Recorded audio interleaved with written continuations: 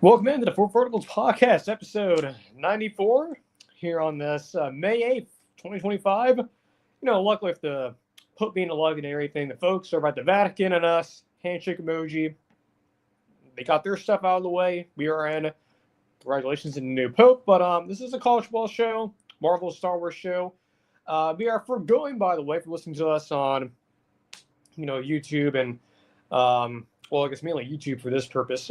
We usually do our pre-show, but we're not doing that necessarily today. We are doing the show live because of a number of things. One, because of the timeline being moved around a little bit, because of the Pope being elected, and of course, as the rest of you, I was watching that.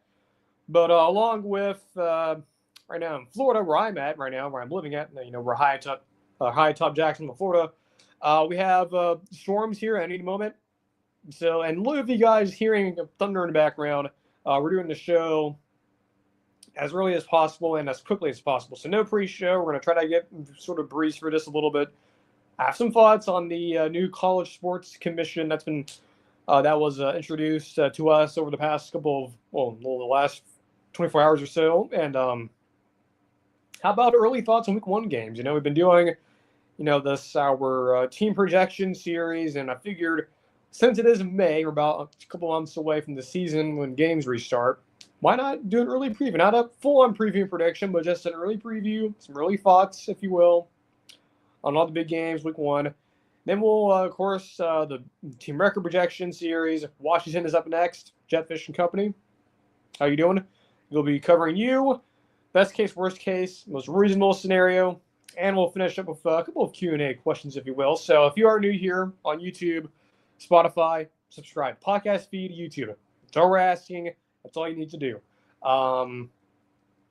Make sure you like the streams and comment, all that. You don't have to set notification bells or anything. Just make sure you subscribe. Follow me on Twitter at @VortVerts_pod.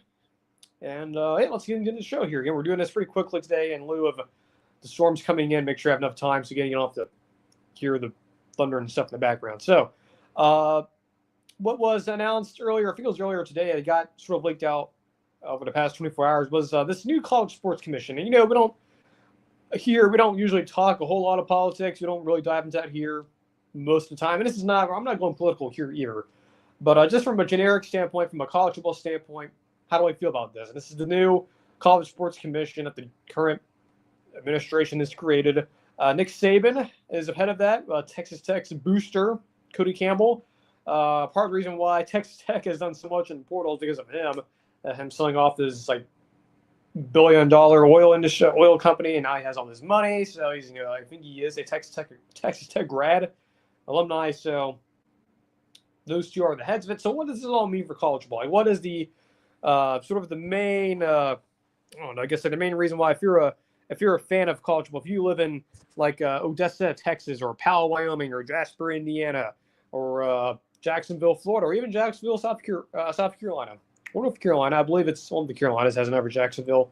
Why should you care about this? Why, as a college football fan, should you care about this new commission? Well, for one, you have one of the biggest, the more powerful names in the sport, regardless if he's coaching or not, Nick Saban on there, which is good to have. And you also have someone who's very smart in economics, being Cody Campbell. He's not from the program. I don't know him personally. I haven't done all the research on him, but from what I've known, he is a very, very, very well experienced manager of business. So, what does this all mean if you're a college ball fan? Again, the first part, like I just mentioned, I think having one influential voice for someone who cares about the sport of college football and someone who is good on the economic side of things, given where the sport's headed. I think a lot of things clearly. I don't know. Of course, this was just formed and everything. This is not. We don't have the whole book on it written yet. But I think we can. What I can say, and and of course, a lot of people like me, we don't really care about the whole political science part of this. We are more into the college football side of this. What does it mean for college football?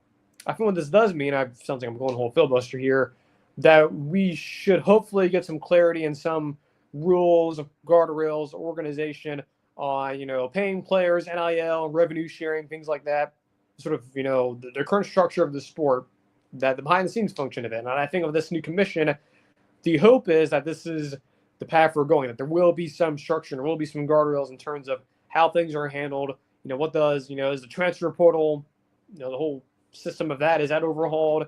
Is the player revenue sharing, is there an overhaul in that too? Like what will be changed? And I think having someone like Nick Saban in particular, you can think of him different ways. I'm sure a lot of your, if you're a fan of the rival teams like LSU, Auburn, and Georgia, you don't think highly of him as the head coach of Bama when he was there, or vice versa if he was at LSU. But I think a lot of folks, even if you're an opposing fan of the opposing team, when you're facing him back when he was still coaching, even then, and that's something I've gathered too, that even though you hated him when your team played against him, you still respected him. You still respected everything he said, and whenever he spoke, you respected it. I think a lot of folks will feel the same way about this. I think a lot of folks will, when you hear, I don't know, if you're watching, CBS or MSNBC or CNN or Fox News or PBS or whatever, if you hear, oh, it's Nick Saban saying this. So as a college football fan and someone who's not, doesn't really pay attention all the time to, the news and the normal news, you'll hear, see the headline of, oh, Nick Saban speaks or whatever. You go, eyebrows raise or ears perk up, and you pay attention because that's a name you're familiar with, and that's someone that you grant you, while you rooted against him on Saturdays in the fall back a couple years ago when he was coaching, but off the field and now since he's been on College Game Day, now he's doing all this other stuff, you listen to him because he is an advocate for the sport. He cares about the sport of college football. He does not he's not someone that signifies rooting against college football, is what I mean. And I think the other side of it, with Cody Campbell coming in, yes, he's wealthy. Yes, he has a lot of money to spend. Someone who's the big reason why Joe McGuire and those guys over there in Texas Tech and Lubbock are so, not even him, but the fan base is so excited because of how much money they've spent, how well they've done in the portal because of him. This past portal cycle and the one back in the winter, there's another side of it too, the economic side of things, of organization, where should the money disperse and everything. And I know it's hard to trust people like him. I will give him benefit of the doubt. He is super smart. He's not dumb. He's not an idiot, from what I can tell. But I think the more important thing is having someone like Nick Saban, someone who is an advocate for football, like me, Josh Pate, guys in Cover 3, Bud Elliott, Chip Patterson, all of them, Tom. He is someone that cares about college football, that cares about the sport of college football, and the well-being of college football. Much like me and guys like Josh Pate, we are not fans of a particular team. We're not fans of a particular conference. We are fans of the sport in general. Like, we are fans of the whole entire sport of college football, the whole catalog of college football, right? We are fans of not only the SEC, the Big Ten, and the ACC, and the Big 12, but also, the G5s and the FCS. And while people don't care about those all the time, and I'm sure the general public doesn't care about them, like the casuals among us may not care about South Florida, Boise State, UNLV, or Nevada football, or Oregon State football, or Washington State football. We do. At least I do. So, yeah, while it seems like, of course, at the House settlement, the judge is still withholding that. We'll get some clarity on that hopefully soon. Things like that, this new sports commission, whatever this is going to be, there's hope, I guess. What I'm trying to say is there's hope at the end of the tunnel in terms of us getting to a point where it's not so much I don't know, I guess they just say loose realm of rules and regulations. It'll hopefully be more defined over the years to come, and hopefully we will have less and less chaos like this Nico situation, and where things like that won't play out either privately or publicly, and hopefully we will get somewhat of a consolidated rules and regulations that do go within the realm of antitrust and don't go against antitrust, but still at least create some guardrails and prevent certain scenarios from happening. Hopefully that this will happen. And again, having someone like Nick Saban, being an advocate for the sport he is, and being the biggest name in the sport, off or on the field, is a big deal. And I think I'm excited for it, cautiously optimistic, if you will, but that is something that has come up. And I think a lot of folks like me, but I was listening to the next round earlier, Jim Dunaway and Ryan Brown and those guys, Lance Taylor, kind of feel the same way I do, where it's like, okay, we know this is happening. We've heard the headlines and stuff, and we've read them and we've seen the videos and stuff. We don't care how it forms. We just want to get to the finish line, and we just hope that there's a resolution to this. And hopefully this is a sign of that, and there is going to be some sort of a resolution to the problems you are having. So Yeah, that's a big news that came out a little while ago, within the last 24 hours or so. I'm gonna get some water real quick here. Again, we are trying to keep this show pretty short, given the current weather situation. That, again, like I said, I don't want to have you guys hear thunder and stuff in the background, and it doesn't sound that good. So we're gonna get some water real quick. We'll be back. So.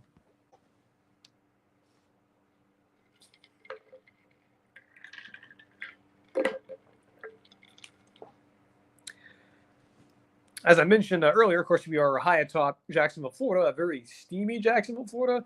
When I went from where, I guess I can take a little bit of a detour here. When I went for my walk earlier, it was quite sticky, pretty warm, humid, if you will, in weather terms. Of course, one of the things about Florida is, especially around this time of the year when you're dealing with the rainy season, it starts out very deceiving. Like if you're visiting here, if you're in like Orlando, Tampa, Miami, I guess here in Jacksonville, it's very deceiving in the morning where, yes, it's hot and humid, but it's kind of clear out. There's not a lot of clouds out. It's actually not that bad, I guess, in terms of the overlook of the area. But as of right now, as I'm recording this at 3:30 in the afternoon, I'm already, you can check the radar if you will, like on Radar Scope, Radar Omega, whatever. Already starting to see little popcorn storms starting to form, so there's already starting to get a bit of a hazy look. We are actually under a slight risk of severe weather, actually, in Jacksonville. So some storms can be pretty strong, but as of right now, it's quiet. But I can guarantee you, after the show's done, I check Radar Scope or whatever radar product I end up choosing, and it's going to look like Armageddon out there. It's going to be a lot different than it was even this morning. So that's why we're keeping the show, at least today, a little more fast-paced. But next week looks more drier, so we will do the normal pre-show, more of a relaxed show. But this one, we have to go fast here. So if you're wondering about the fast pace, that is why. So week one is a long way away, if you will, but doesn't mean we can't already preview the games or just an early look, if you will, and early thoughts on week one games. A lot of them, we'll get through them pretty quickly here, but just some early thoughts. I'm not necessarily predicting the games, just some early thoughts, things to think about throughout the summer. First one up here, Syracuse and Tennessee. Not a fan of the neutral site stuff, but this is the first game, if you will. There's a two games, 2-for-1 special here in Atlanta. The second game is on Sunday, and we'll get to that one in the second. Tennessee, Syracuse, both a lot of new here. Of course, Tennessee, new quarterback, a lot of newness on the defensive side, some concerns there. Of course, big fan of Josh Heupel and his offense, the Baylor Brile stuff. So offensively, I'm not concerned. Defensively, I'm concerned. Syracuse, a lot of news as well. New quarterback who transferred in, or they had a quarterback transfer in. I think they named the starter, Fran Brown did. And of course, Fran Brown's been in the news for other stuff. The wide receiver calling him out and whatnot, who transferred out. Of course, Syracuse, their schedule not necessarily team-friendly this year as it was last year, but interesting matchup here. A lot of them new. This one's probably the more mysterious, if you will. A lot more mystery on this game than the other games on this list, because a lot of the other games on here, most of this is mostly known commodities, if you will, for the most part. Of course, this game's in Atlanta. Would have liked to see this on a college campus, but I know, I get it. It's for the money. It's for the money. Ohio State, Texas. I believe this is where game day will be at. I believe confidence is growing. This is where game day will be. I'd imagine this is probably going to be big noon kickoff, more than likely. Or if not that, maybe Saturday Night Football on NBC. We'll see. I'm pretty sure it'll probably be big noon kickoff. Texas, Ohio State. These two teams, of course, played each other back in the playoffs, but of course, a lot of this is also new, but more known commodities. Of course, Texas breaking a new quarterback, Arch Manning, pretty clear who he is. Julian Sand, new quarterback for Ohio State. It's a lot of new there, but I feel like this game, in terms of a resume standpoint, even though if you want to look at resumes a factor anymore in the playoff race, from a resume building standpoint, this will probably go a long way in building a pretty good resume. And I think for Ohio State versus Texas, I think it's a little more urgent to actually, no, I think the flip side, actually, for Texas, it's more urgency to get maybe the win here, if you will, if you want to build up your resume given your schedule. Well, yes, it's still tough. It's still not the best schedule in the world. Sort of like last year, if you're looking at the SEC schedule, because it's the same, just the venues change. But this is a big matchup here, big brand matchup, definitely the two biggest brands in the sport right now, at least one of the major ones and major brand matchups. But I think the other part of this, I think for Ohio State, if you're looking at it from that perspective, of course you're at home, is the defensive situation, right? They didn't, at least to my knowledge, didn't do a whole lot in the portal. They've really needed a lot after the spring game, so it'll be interesting to see will certain players there. Of course, they've recruited well, right? I mean, Ryan Day hasn't. It's not like he's not recruited, but it'll be fascinating to see if there will be names over there that'll be stepping up, names that you may not know, but you will know after the game or whatnot. So yeah, that's the game that'll be on home campus as well. An actual campus game. The next year's game will be on campus, I believe, or the next couple of years. I don't know if it's one of those where the sequel to this game will be in a couple of years or not. Who knows? But yeah, that's a game I'm, of course, all folks are really looking forward to. I think I forgot one here. Let me add this in. I don't know how I missed this one. Excuse me here. There we go. Forgot that one. Notre Dame, Miami. This is a Sunday game. Again, a matchup that very historical matchup. You know, Catholics versus convicts. Of course, mentioning the Pope earlier. Marcus Freeman taking in a new group. Lloyd Carr's grandson will be the starting quarterback for them. Miami probably going to be Carson Beck if he's healthy. I'm assuming he'll be. So a good quarterback matchup there. I think for Notre Dame, it'd be interesting to see how they establish themselves early in this game. I think it'll be very important. Of course, it'll be a later kickoff, but still, you know, South Florida, anywhere in Florida, North Florida, where I am at, South Florida, Central Florida, still going to be hot, steamy, hurricane season, barring any movement of this game. You know, it's the weather will be a factor, but a lot of these players are from Florida, so they should be used to it. So that could be a factor there, the weather factor, but luckily it will probably be an evening game, if you will, late or early evening. But yeah, it'll be interesting to see if Notre Dame, they can establish themselves early. Of course, you would imagine they'll still be a running heavy team with a new quarterback and coming in with Carr, but with CJ Carr. But the other side, here's Miami, right? You have a new defensive coordinator, and I think it'll be interesting to see can Miami and Mario Cristobal, a very physical team in Notre Dame that will want to run the football, can that defensive unit, can Cristobal and that new defensive staff there, can they step up? Can they sort of do what Deontay Lynn and USC last year? While granted the record wasn't as good as you would imagine USC to be, you guys remember that the LSU game, right, where USC defensively actually played a lot better than the offense, and I wonder, could that be the case here with Miami, where yes, the offense may take some time to get ready, or at least gel properly, because it's their first time going against live bullets, if you will. Could the defense be longer? Could the defense be more or less ahead of the offense, I guess I'm trying to say. So what I'm sort of thinking about here, a little bit really sort of looking ahead, this may not be the most offensive pleasing game of the week, week one. So we'll see. But yeah, very fascinating matchup there. Clemson LSU. I think this is the one that I'm actually more focused on than the Ohio State game. And this was big for Dabo Swinney. This is big. They have not, big for both coaches. I mean, it's week one. Damn it. I mean, both of these teams are desperate. Clemson, a lot of people, including me, believe this will be Dabo Swinney's, at least at the moment, his best chance to have a sort of, late to mid 2000s Dabo Swinney Clemson team, sort of that similar DNA, right? New defensive coordinator coming in, Tom Allen. He has a lot of pieces there to work with. Kate Klubnik is back. McGarrett Riley, third year there of Dabo. Offense finally started to get better last year. LSU, Brian Kelly, a lot of pressure on him. Did pretty well in the portal, at least the names they got. We'll see how they do on the field. But Brian Kelly, a lot of pressure on him, whether it's warranted or not. Hasn't won a season. They haven't won a season opener in a number of years. And actually, in fact, in a really long time, they have not won a season opener. I think actually have to go back to 2019, I believe, which is insane. Back this last decade, they have not won one this current decade. So, at least to my knowledge, I don't think. But yeah, this one to me, it's in Clemson, South Carolina against another actual home campus game. So, kudos for those teams for doing it.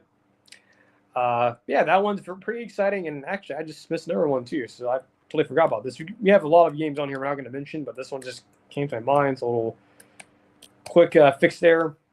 South Carolina, Virginia Tech, the second of the Atlanta games over there at Mercedes-Benz Stadium. South Carolina, Virginia Tech. Kind of interesting Would have liked to seen this be a neutral or not a neutral site. Would have liked to seen this be on a home campus, either at Virginia Tech or at South Carolina at Williams-Rice. By the way, if you guys haven't seen that footage yet of the Metallica concert there at Lane Stadium, I would go watch that. It's very, very cool that that actually happened yesterday, and just insane atmosphere there. Of course, a reminder that Metallica will be a part of the new college football video game, so that means that Nurse Saban will be featured at Virginia Tech if you either play as them or play at them. So a reminder, but yes, that was a cool look there out of Metallica performing at Lane Stadium. I believe, is that the first time it's ever happened that Virginia Tech has hosted a Metallica, even though they have used their song every time they enter the field, which is weird to me, but that's cool that they finally, at least to my knowledge, they've finally done that. So yeah, if you haven't seen that, that's pretty insane. But would have liked to see that at a college campus, or at least at that type of atmosphere week one, but unfortunately we can't at a neutral site on a Sunday.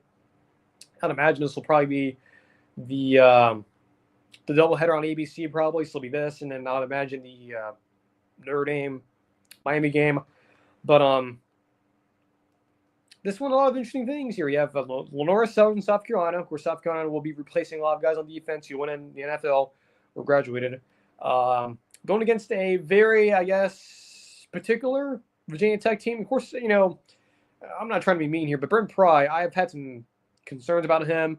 Last year, I may have drank the Kool-Aid a little bit too much with some other college ball personalities, and we were let down by them. Could we be a year early on them? I don't think so. They've lost a lot of guys in the portal. A lot of guys have graduated too, moved on to the NFL. Of course, Kyron Drones is back as well. He's a very dynamic player, but also a very volatile player in terms of, it's the classic, Mr. Jekyll, Mr. Hyde is, the good Kyron Drones, a bad one. Doesn't make me feel very confident in that. I will say I am a little bit concerned with Brent Prime Virginia Tech. Again, given the guys that lost in the portal, having to replace a lot of players. It's a very fragile team. Somewhat worried here for them. I'll just say that. I don't usually use that type of tone with a lot of coaches, but that program, I am worried. Look, I hope I'm wrong, but just some stuff I'm hearing from all the other shows I listen to is just, I don't know. I'm not liking what I'm hearing from them. But South Carolina, very confident here. Lenore Sellers, second year. Shane Beamer, I think, has done a fantastic job given what he was given, or his entry point, which was after the Muschamp experiment. Very fascinating to see what they look like this year. Of course, defense, and need to replace a lot of guys. Baylor and Auburn on Thursday, I believe. This will be a Thursday night game. Was really supposed to be Saturday, and he moved it, so it's a standalone game. A big spot here for Auburn and Hugh Freeze. They have not their trajectory, if you look at it from a record standpoint, is not good. But then again, Josh Payton, others have said before that records and the trajectory of programs is not always linear. It's up and down. You'll have a good year your first year, second year is crappy, and who knows, or vice versa. So it's not a linear projection. But Auburn, new quarterback Jackson Arnold, those receivers are still there. From that recruiting class a couple years ago. Cam Coleman, Perry Thompson, the others who have had moments as Coleman or have not had moments yet, like Perry Thompson, who could have a big year to step up. Defensively, a little bit concerned here, but we'll see with that staff there at Auburn. But this is a good team in Baylor. Like I've been saying, I think Baylor, once we get closer to this game, once we get, a lot closer to August, don't be surprised Baylor's the favorite here. I would imagine they might be. Baylor, of course, last year, Dave Aranda, he was on the hot seat last year. A lot of folks were worried about him and his future there. Voila, won 8 games last year. So how about that? That's a very good team in Baylor. Very good. Definitely a team that folks are not really focusing on, but I think you should be paying attention to, if you will. But last one here, Florida State, Alabama. This one, much like the Auburn-Baylor game, Georgia, or Clemson, LSU, this is a home game for Florida State. Thankfully, their Doe Campbell will be no longer under construction. It'll be the new Doe Campbell Stadium. Well, that's not like the whole stadium was gone last year. It was not ideal for a stadium atmosphere. Of course, the word chant was banned last year. Hopefully, they have rectified that. Hopefully, the stadium experience will be a lot better. But this is interesting here in terms of course, we know if Bama, new quarterback, Ty Simpson, killing the board. Of course, him and Ryan Grover back together again. That brain trust there, I would assume that you will have offensive improvement there. But I think the more important side of this to me is Florida State. It's not so much, winning the game. Of course, there are alternatives to winning. But I think for Florida State, it's not so much winning the game per se. It's more or less maybe just showing, or is there fight, right? I think one of the things that I agree with people like Bud Elliott on cover 3 is that it's not so much, if you win the game or not. It's more of, is there a fight? Is it, the team, is it, what those guys at cover 3 call it, it's a quit watch, right? It's, is your team quitting on you? Is there, everyone, when they do like the sideline shots and the networks, right, and it shows all the players and either they're, happy and joyful, or they're mad and their arms are crossed, or, they look like they're depressed. If I'm a Florida State fan, I don't want to see them depressed on the sidelines. I want to see some energy. I want to see some fight. I want to see them not quit. I want to see I just want to have, if I'm a Florida State fan, just a vibe of, yes, while we're not going to win the game, we were competitive. I think back to this game, particular game here, an example of, teams not quitting, or at least in a situation at Florida State where there's a lot of pressure, a lot of, it's a very volatile atmosphere over there in Tallahassee. But the sort of game I'm sort of starting to gather here, if I'm a Florida State fan, at least an example of this, ironically, the coach who is your OC was a part of this game, was Auburn, Clemson in 2016, where Gus Malzahn, they're coming off the year of the Jeremy Johnson experiment that famously failed. Coming in, a lot of pressure, a lot of hot seat talk of him. You have Clemson coming to town, number 1 team in the country, I believe, or top 5 team in the country, with Deshaun and Deshaun Watson and the crew. So they come into Auburn, and a lot of folks are expecting, probably going to blow out. Clemson probably wins by 2 touchdowns going away. Friends, if you don't remember that game, go watch it back on YouTube. That was a hard-fought game. That was a low-scoring game, sloppy. Neither offense could really get things going. If I'm Florida State, knowing, especially having Gus Malzahn on your coaching staff now, that's the type of game that I'm expecting, or at least hoping we get, right? Just a hard-fought game. It's not that, at least make it to where Bama doesn't go in there and it's not easy for them. And I think if you're a Florida State fan, that's what you can hope for. If I'm trying to say here, of course, I guess saying it, yes, I'm expecting Bama to win here, but who knows, my opinion of that can change. But at least for Florida State, just show some competitiveness, show some fight, show some emotion. Last year went the way it went, but we saw that team quit very quickly, and things, went off the rails really fast. This team in this game, you need to see some fight, some competitiveness. They just got to compete. That's all it is. You got to make it uncomfortable. Use your home atmosphere. If it's better than it was last year, use it to your advantage. One of the things about Cody Campbell Stadium, why I think it's an overrated stadium, in my opinion, is that when it's at its best, the thing a couple of years ago, 2013, 2012, it is a very electric atmosphere. It is up there, in my opinion, with, Ohio State, Penn State, Auburn, LSU. That stadium atmosphere, I've never been there before, at least what I've seen on TV.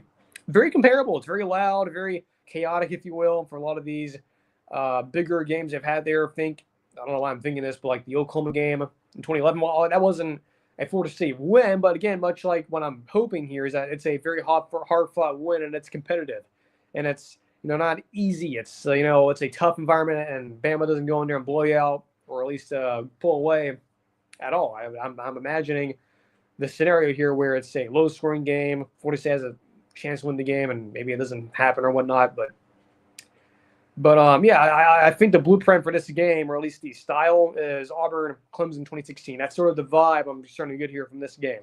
Could be wrong, but if I'm a Florida State fan, that's what I'm hoping for, if I'm trying to say. So, yeah, just some early thoughts here on week 1, or some other games you could have mentioned. Georgia Tech, Colorado, some other games. There's only so much we can talk about here. But, I'm going to get some water real quick in, and we'll continue on. We're about 30 minutes in. Also, we're going to check the radar real quick here as I'm getting some water. So, we'll do that, and we'll move on to the Washington team record projection, and we'll finish up with Q&A. So,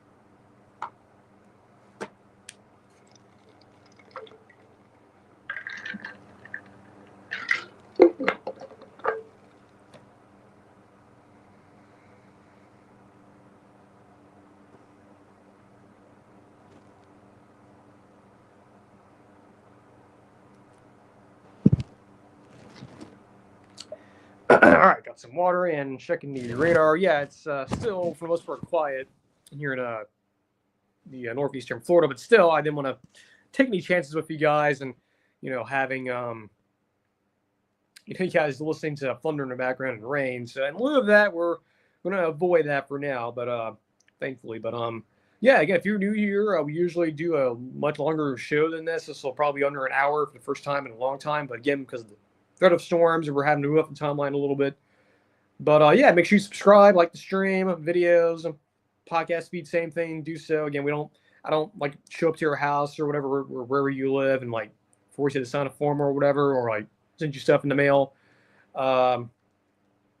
Yeah, this is not the traditional show. Again, we usually have at least on YouTube, a pre-show, which happens before the main show. But again, because of the storms coming in and trying to get this out before that, we had to move up the timeline a little bit. So next week, hopefully, we'll be back normal in terms of having the pre-show and stuff on YouTube. But yeah, if you're listening to us on Spotify, YouTube, I hope you guys are having a good day. Yeah. Tony 25 teamwork projections segment. We started this last week, a week ago today. We are continuing with Washington Huskies. Jedd Fisch and company last year. I guess not disappointing. No less, it was going to be a challenge of Kalen DeBoer moving on and having losing everything that you lost off of last or the 2023 roster going to last year. It was going to be a struggle. It was going to be uncomfortable. 6-7 last year in your first year in the Big Ten. You beat Michigan though you were favored to win that game. You're not an underdog in that game. Struggled at times against a lot of the bigger teams. Indiana, Iowa, Rutgers, especially if that trip on the road, going to the opposite coast. But it was what it was. It didn't matter who the coach is going to be. It was going to be a tough task to have. And I think Jedd Fisch, given his history at Arizona, as an NFL guy, at least an NFL background, did pretty well. And of course, they have a new coaching staff now, new OC, a new DC with Ryan Walters coming over. Of course, Stephen Belichick's going with his father to UNC. They're scheduled this year. It's very interesting. So you have your rivalry game with Washington State. Good for them for doing that, keeping the Apple Cup going. Unfortunately, Oklahoma State, Oklahoma can't continue for some reason, but these other schools on the West Coast are more willing to do that. Of course, you have your G5 and your FCS. Then you have your non-conference game. Then it gets interesting pretty quickly. So you have the Washington State game on the road. Then you come back and you face Ohio State. Then after that, it's at Maryland, Rutgers, at Michigan, Illinois, at Wisconsin, Purdue, at UCLA. So no real major East Coast trip. I guess Maryland is the furthest you go away from the West Coast, but mostly it's somewhat close by, which is, I guess, good if you're a Washington player or on that coaching staff that the trips, if you will, aren't that far away.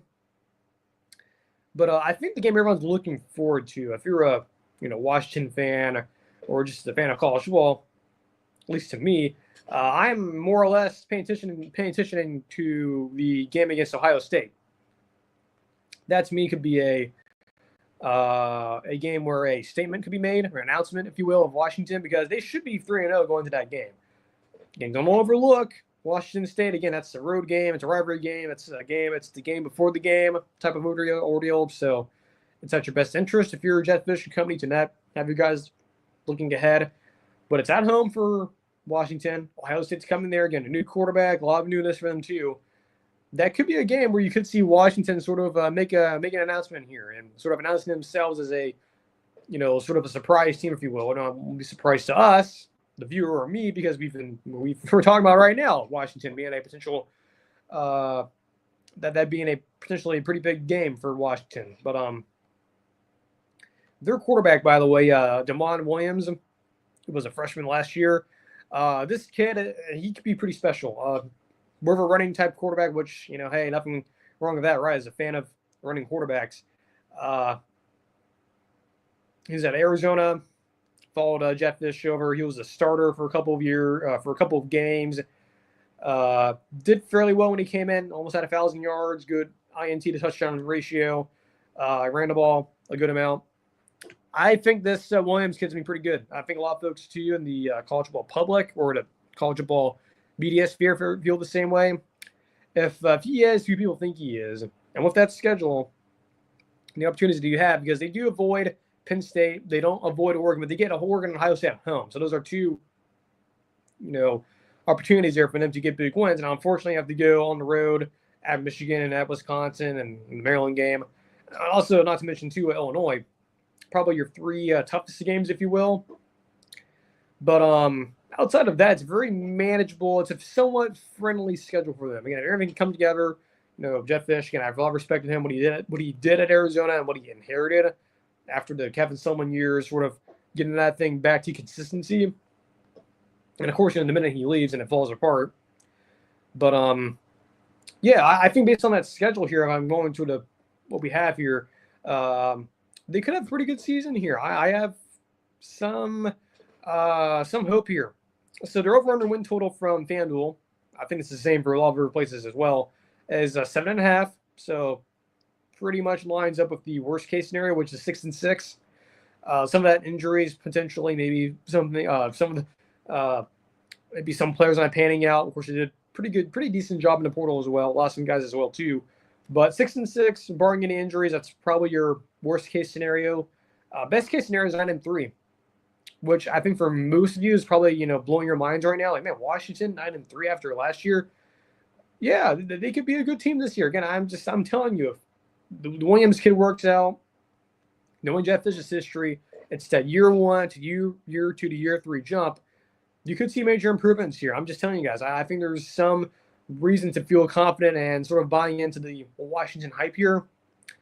Well, I'm not going to go that bold in saying that 9-3 is the most reasonable scenario, because there's times we do have that matchup of the best case or even the worst case matching up the most reasonable scenario. I think the middle ground here is what I'm going to go with, and that's 8-4. I think that would be a very solid year for them, for opportunity to win 9 games. But 8-4, second year in the Big Ten, given what he inherited and what he's had to build out there, that's pretty good. That's 8-4 is really good, and that is over the win total as well. So, of course, the other part of this is, of course, his Florida connection. Of course, Fisch, Jedd Fisch is a Florida alum. I don't believe he played football there. I don't think he did play football there, but I know he did graduate from UF. That's his home. There's been a lot of rumors, a lot of folks, especially if I recall correctly, Bud Elliott over on Cover 3 has mentioned Fisch being a potential candidate for the Florida job, if that job were to open for some reason this year. That a lot of folks in his sort of friend ecosystem, if you will, folks he's talked to, a lot of folks believe that Fisch would be the number 1 candidate for Florida, along with, of course, the athletic director probably gone too. But, I don't have much joy in saying that. I don't know if that's going to happen or not. But if for some reason that were to happen, the Florida job's open and Fisch and company here at Washington do have success, that's going to be tough to say no, man. When home calls, you answer. And I think for Jedd Fisch, that's going to be very hard for him to say no to that. But, of course, we'll cross that bridge when we get there, if we do get there. But, yeah, Washington, 7.5. Interesting over under there, win total from FanDuel. But, again, for me, 9-3 is your best case. Worst case, 6-6. 8-4 is probably going to be your most reasonable, and I think that's the projection I would at least go to if you're going to go, which one I think seems more realistic. I think it's probably that one. Wouldn't blame you for going 9-3 either, but again, just looking at those two opportunities, or really three actually, if you really think about it. The Ohio State game, Illinois, and Oregon, both being at home, really makes you wonder what those can be really big opportunities for them. If they can win those 3 games and maybe lose like at Michigan or at Wisconsin, there's a good chance that 10-2 could be in play here. Which I'm very tempted to actually go 10-2 as the best case, but I'm gonna go. I don't know if I'm gonna go that bold, but just saying 10-2 could be on the table here as well if things line up correctly. But yeah, I think I'm gonna stick with 9-3, 6-6, worst case. 8-4 is the most reasonable, which is the one I think is the more realistic. But yeah, best case,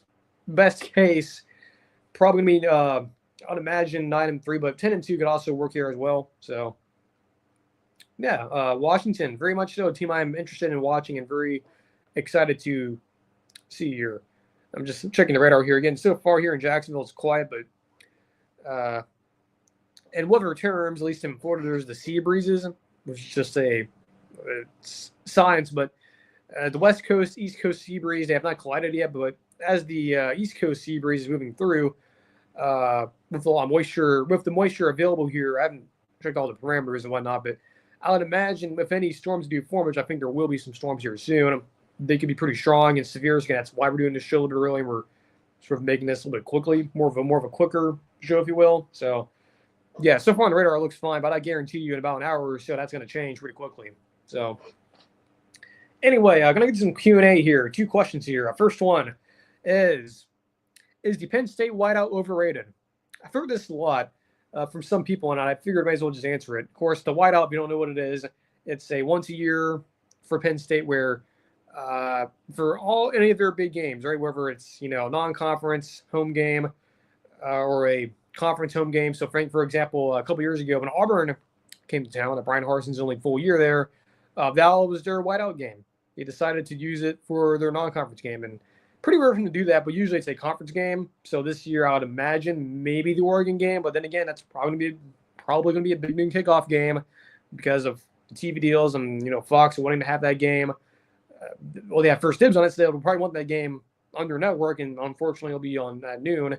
But is the whiteout overrated? I don't think it is overrated. I think, now I've never experienced it before. I would like to someday. But from what I've heard, from what I've seen on TV, someone like Josh Pitt who's been there before and he's actually experienced it multiple times.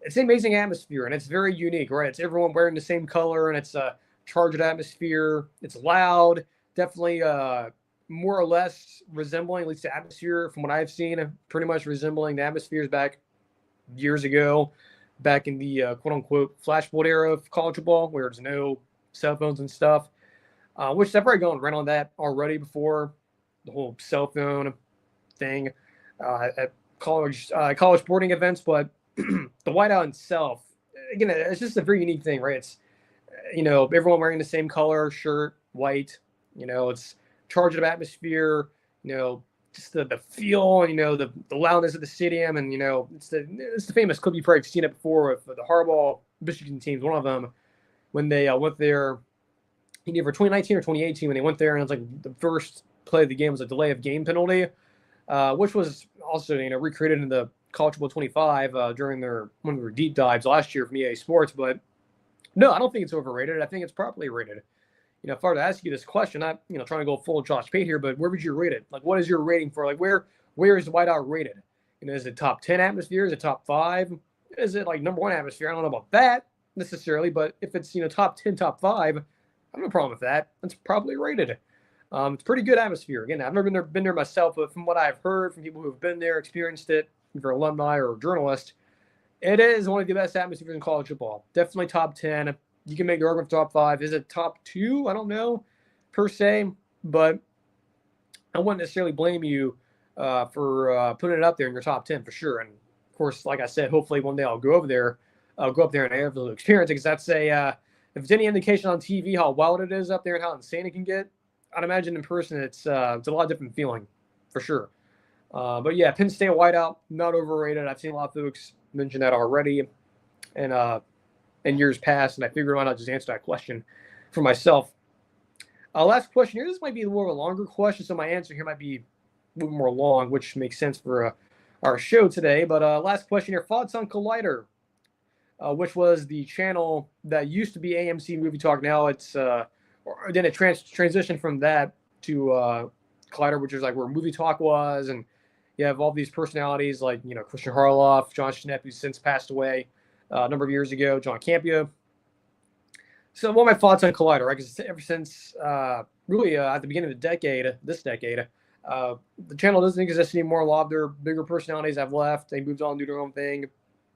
And what are my thoughts on Collider? So my history with it, being a Star Wars fan and a Marvel fan, back circa 2017, 2016, that's where I kind of found it. And that's where, in my opinion, where Collider was at its height. They're doing like their several shows and have their commentary series, which I believe most of those have been taken down for copyright issues for some reason. I don't know if it's a studio thing with like the movies they were watching.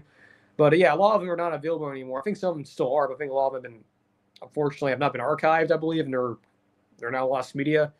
But my time with Collider and sort of me introduced or getting introduced to it was sort of that, after, the sequel trilogy for Star Wars kicked off and they're going to Rogue One when the first trailer came out. Ironically, that's where I found Collider, was their, break down the first Rogue One trailer and, have, their Star Wars show and movie talk and all that. And of course their spoiler reviews. And again, a lot of their big personalities, Harloff, Campia, Schnepp, who's no longer with us.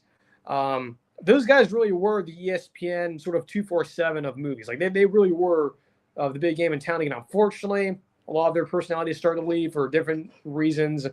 Other personalities had issues on the air. If you know, you know. That famous video that I'm sure a lot of you, if you watch Movie Talk and or Collider, you've saw that channel evolve over the years, and you know what moment I'm referring to, and that got someone fired. But yeah, it's unfortunate to see it sort of go away. It's not really relevant anymore. It's not even active. Their channels exist, but it's unfortunately it's more of an archive. Don't know if you'll ever see something like that ever again. Now, of course, we've had other channels sort of sprout, if you will, or grow out of that. With Harloff's channel, and you have Campia stuff, and people like John Roca and him and Jeff Snyder have their show on Thursdays now, sort of a continuation of Collider in a sense. But I think if you were to ask me, who was sort of the new sort of, I guess, Collider, if you will, sort of the 247 for, instead of sports, is for movies, I guess, or that, sort of that channel I go to for movies and stuff, or, I guess particularly Star Wars and Marvel, is definitely Den of Nerds, Josh over on his channel. I think that channel, while it's his channel's been around for a long time, but I believe, at least for me, his channel is sort of the new version of Collider. It has sort of filled that void, if you will. Picking up the slack, covering Marvel and Star Wars and DC and stuff like that. His channel has really sort of became that new, I guess, new version of it. Now, of course, it's not like a massive network. It'll have a lot of. It's just Josh in his own show, but at least at the moment, he is sort of carrying that torch for Collider, sort of continue on, in a sense, what they were trying to do. Josh is certainly or talking about Den of Nerds, not Josh Pate, but both Joshes in a sense have been a big inspiration for me. But yeah, I'll probably say Josh, Den of Nerds, has been my sort of my new go-to ever since Collider fell apart. Again, it's unfortunate what happened there, but a lot of these companies, especially like Collider, who not necessarily tied to a big media company like, for example, 247 Sports being attached to CBS and Viacom, but yeah, it's unfortunate to see them go away. It's sad that they're not around anymore, but it is kind of funny how a lot of these personalities who came from Collider, now they have their own channels and they're independent now. I'll be honest, they're good, right? If Campia stuff, Roca stuff, of Snyder is usually what I usually tune in his stuff. And yeah, Harloff stuff. I'll be honest, it's not the same because they're not together anymore. But I will say, Josh from Den of Nerds has really, in my opinion, has really picked up the slack, especially with the Star Wars and like the nerd stuff. He has really done a good job picking up that side of things, and sort of, again, he's sort of carrying on that torch of covering the nerd related stuff like Star Wars, Marvel's coverage and whatnot. So yeah, I think Josh now has sort of been my replacement for them. But yeah, it's disappointing that things happened and a lot of their big players started to leave. I think once Campia and Harloff left, of course you have John Roca, who eventually left, it really started to fall apart. A lot of their shows started getting canceled and sort of moved into a different realm of, media coverage of like TikTok and like short form content. And like, I understand there's a realm for that. Like we've seen that, for example, with the Savannah Bananas, right? They transformed the sport of baseball, and now look, you may disagree with them, but they've taken advantage of like TikTok and Instagram, like the short form content. But to me, in terms of you using that style for sports or even nerd stuff or film stuff, or pop culture, I don't know if that really works for me. Of course, I'm come from more of an older cloth, if you will, being someone who was born in the early 2000s after 9/11, the year after. But I don't know, I guess for me, I think the longer form stuff, like live streams and the actual going into the nerdy stuff and actually like essentially going underneath the hood and like actually looking at this stuff and like doing what Josh does, and his coverage over there, to me, is what sort of, in a sense, a great successor, if you will, to Collider, to an extent. And I think a lot of the stuff they're doing over there is what Josh is doing now. So yeah, it's my thoughts on that. Collider's been sort of, in my opinion, dead for a long time, and Unfortunately, it's never come back, and unfortunately, a lot of their personalities who have since split off into the media, into the independent media realm. One of them is about to retire soon. If you know, you know, but at least move on. So it really does feel like it's dead now. And yeah, it's a shame, but this is what it is. It's a little shame I have to end the show early here, but we're going to have to because there's no more stuff to talk about. And just to double check here on the old radar here in Jacksonville to see if there's any storms firing up in my area. Not yet. So I guess it's technically could have gone another few minutes, but wasn't going to do that. Or wasn't planning on doing that. So, the script here is we're done with it. So, yeah, if I knew this beforehand, I would have continued on, but unfortunately, I have to end the show. So hopefully next week we'll get back to the more traditional, having a pre-show and whatnot, and doing a much more longer formed show instead of less than an hour one. So we'll be back on Tuesday. Same as usual. We'll probably have our pre-show back, and we'll get back to normal. But yeah, so enjoy your rest of your week. Enjoy your weekend. Hopefully you guys enjoy your weekend. We'll see you guys on Tuesday. So until then, like I just said, enjoy your weekend. Take care, and we'll see you guys. We'll be right back here on Tuesday around this time Tuesday. So until then, take care and enjoy your weekend.